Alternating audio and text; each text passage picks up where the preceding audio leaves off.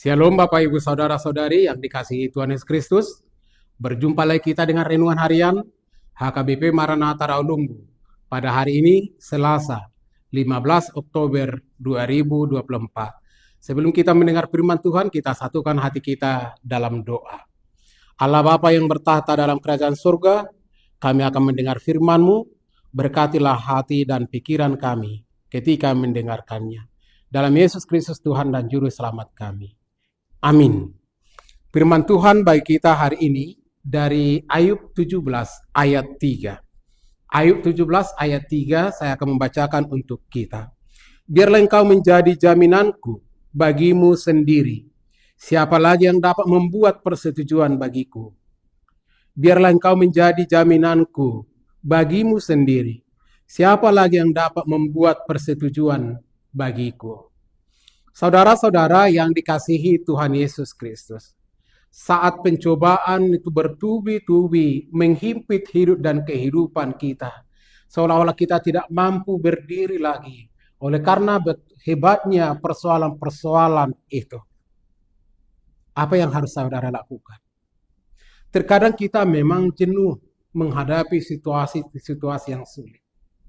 Terkadang ada bayangan dalam pikiran kita, apakah Allah bekerja? Apakah Tuhan hadir dalam penderitaanku? Apakah Allah selalu mengasihiku, ada bersama denganku? Apakah Allah benar mampu menolong dan menyelamatkan aku? Itu adalah pertanyaan-pertanyaan yang wajar.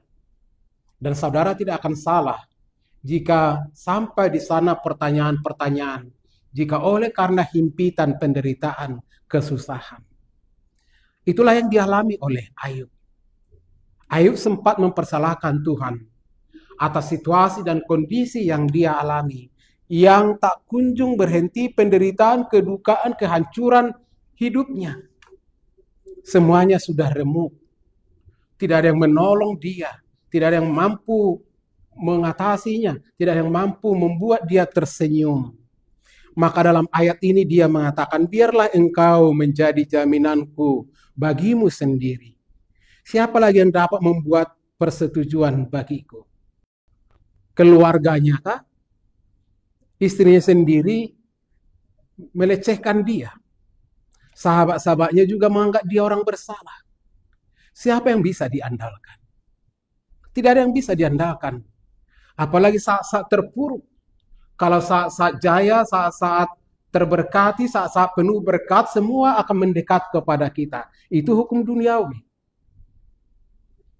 Semua akan mengakui kita, saudaranya, kita keluarganya.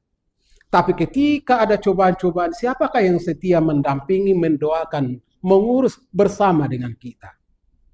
Bukankah hanya Tuhan, sahabat yang sejati? Bukankah hanya Yesus yang pedulikan saudara dari setiap pergumulan? Bukankah hanya Yesus yang mampu menjamin hidup dan kehidupan orang percaya? Betapa lemah pun iman kita, betapa rapuhnya hidup dan kehidupan kita. Kalau kita sudah mengenal diri, kalau kita sudah datang bermohon kepada Tuhan, kalau kita sudah datang menjerit di hadapan Tuhan, kasih-Nya akan berlimpah. Pengampunannya akan memenuhi hidup dan kehidupan kita. Itulah firman Tuhan yang mengingatkan kita hari ini. Pada tanggal 15 Oktober ini, mari Bapak Ibu Saudara yang dikasihi Tuhan Yesus Kristus, kembalilah kepada Allah. Ketika kita terjatuh, ketika kita menganggap Allah tidak hadir, Allah tidak peduli, Allah tidak adil, Allah tidak mengasihiku. Mari sujud kepada Tuhan. Mohon ampun kepada Tuhan. Sebab Tuhan tidak pernah membiarkan anak-anaknya sendiri. Sebab Tuhan tidak pernah melepaskan kita melewati kesulitan-kesulitan dengan kita pikul sendiri. Tuhan bersama kita. Tuhan memikul semua beban, dosa, kejahatan, penderitaan, kesulitan, sakit, penyakit, masalah-masalah kita. Tuhan pikul semuanya. Itulah yang dikatakan Yesus dalam Matius 11 ayat 28. Marilah kepadaku semua yang letih lesu dan berbeban berat.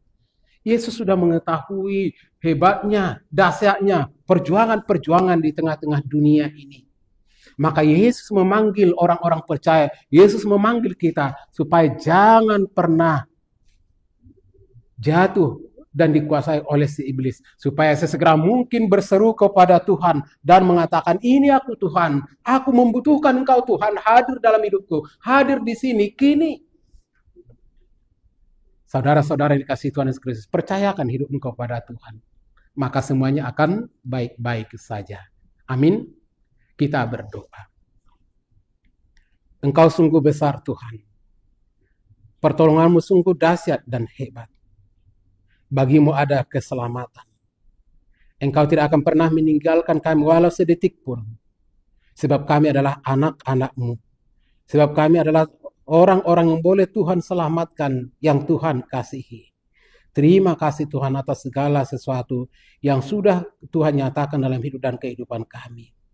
Berkatilah gerejamu, HKBP, di seluruh dunia, yang sudah Tuhan berkati.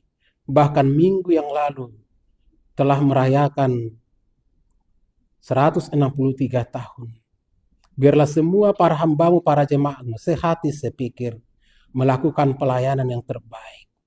Dan kami boleh Tuhan ingatkan, supaya kami tetap mengingat kasih Tuhan dalam setiap perjalanan hidup kami.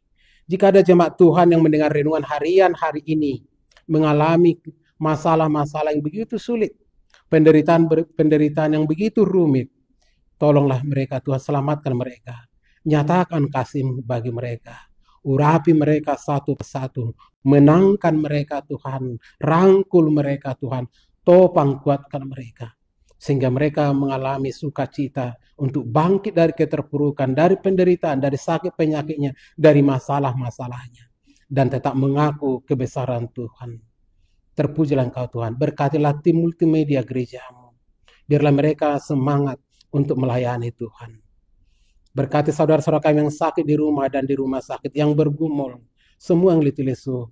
Biarlah Tuhan hadir menyapa mereka, meringankan langkah mereka, mengangkat beban dari pundak mereka. Terima kasih Tuhan. Dalam Yesus Kristus Tuhan dan Juru Selamat kami. Anugerah Tuhan Yesus Kristus dan kasih dari Allah Bapa dan persekutuan Roh Kudus kiranya menyertai dan memberkati saudara-saudara. Amin. Bapak Ibu Saudara tetap semangat, andalkan Tuhan. Horas.